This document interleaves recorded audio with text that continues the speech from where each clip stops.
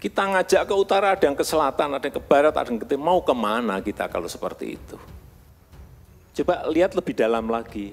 Tokoh yang mereka ikuti siapa? Atau influencer yang mereka ikuti siapa? Hati-hati di sini. Anak-anak muda, itu hampir 48%. Kalau ini tidak mengerti masalah ideologi, nggak ngerti masalah Pancasila, berbahaya negara ini. Mereka memang sekolah, ya. Kuliah, ya. Bekerja, ya. Tapi ingat, kita harus ingat, yang mempengaruhi mereka bukan hanya guru, bukan. Sekarang ini, bukan hanya dosennya, bukan. BBM satu harga, ada ideologinya di situ. Saya jawab, ada. Saya pastikan ada. Keadilan sosial ada di situ. Infrastruktur, jangan dilihat tidak ada ideologinya. Orang hanya melihat fisiknya. Atau orang hanya melihat urusan ekonominya. Tidak. Ini adalah mempersatukan. Di situ ada persatuannya. Ini kalau masih ada yang main-main, saya gigit sendiri. Sudah mulai ngerti ya, oh di sini. Saya sudah mulai ngerti, oh di sini. Saya sudah mulai ngerti. Kalau masih ada yang main-main, sekali lagi, yang gigit saya sendiri. Lewat cara saya.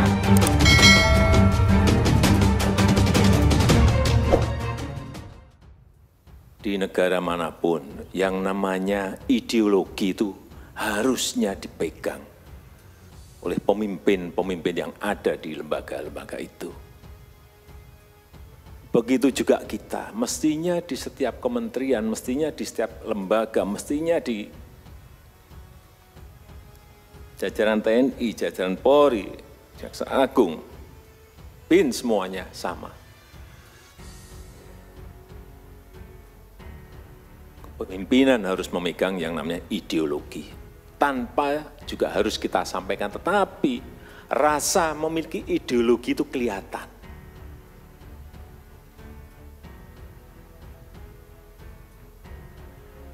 Tidak mungkin negara sebesar kita Indonesia ini bisa kokoh bersatu seperti ini kalau ideologinya berbeda-beda. Mau kemana kita? Kita ngajak ke utara, ada yang ke selatan, ada yang ke barat, ada yang ke timur. Mau kemana kita kalau seperti itu? Inilah sekali lagi pentingnya ideologi. Oleh sebab itu saya meminta agar setiap produk-produk kebijakan, produk-produk regulasi, produk-produk perundangan, rasa ideologi itu harus nampak. Ideologi Pancasila itu harus nampak di situ. Sekali lagi, setiap produk kebijakan, produk regulasi, produk undang-undang, rasa ideologi Pancasila itu harus ada. Kalau tidak, sekali lagi nggak tahu mau kemana kita. Saya berikan contoh, urusan yang misalnya berkaitan dengan Kartu Indonesia Sehat, Kartu Indonesia Pintar, PKH, itu ada ideologinya. Tanyanya ke saya jawab, ada. Lihat lebih dalam lagi, ada apa di situ. Kemanusiaan, perikemanusiaan, ada di situ.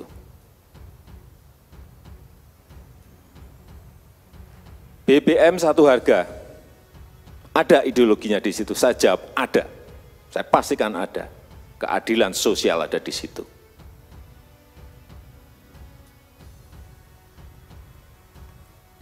Infrastruktur, jangan dilihat tidak ada ideologinya.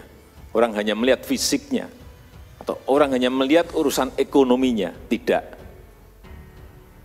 Ini adalah mempersatukan. Di situ ada persatuannya. Dia harus dinampakkan seperti itu. Jangan urusan nanti remeh-temeh. Enggak seperti itu. Coba lebih dalami lagi. Akan muncul ideologi-ideologi yang setiap program Bapak Ibu sekalian luncurkan ada rasa ideologi Pancasilanya. Tapi Yang harus kita lihat sekarang ini bagaimana membumikannya. Ini yang jauh lebih penting. Kita harus melihat, semua kementerian, lembaga harus melihat. Harus jelas target utamanya itu siapa. Kita ini membawa negara sebesar ini, 267 juta. Ya mestinya target ke depannya yang ingin kita transfer nilai-nilai ini. Siapa? Kita melihat struktur demografi kita. Siapa? Ya anak-anak muda kita. Yang mau kita kejar ini. Karena ke depan 129 juta anak-anak muda, itu hampir 48%. Kalau ini tidak mengerti masalah ideologi, nggak ngerti masalah Pancasila, berbahaya negara ini.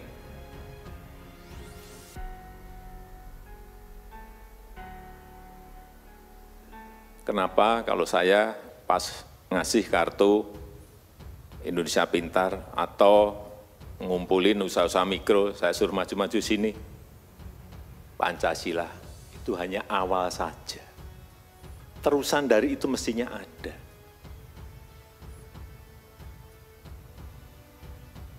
Sekali lagi, target utama kita jelas anak-anak muda kita. Yang kalau dihitung tadi sudah saya sampaikan 129 juta. Kita harus ngerti, kita harus paham. Media komunikasi yang mereka gunakan itu apa. Semua harus ngerti ini. Juga harus ngerti kegiatan mereka apa.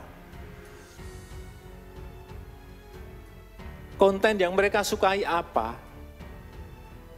Kegiatan yang mereka sukai apa, konten yang mereka sukai apa. Harus teridentifikasi betul.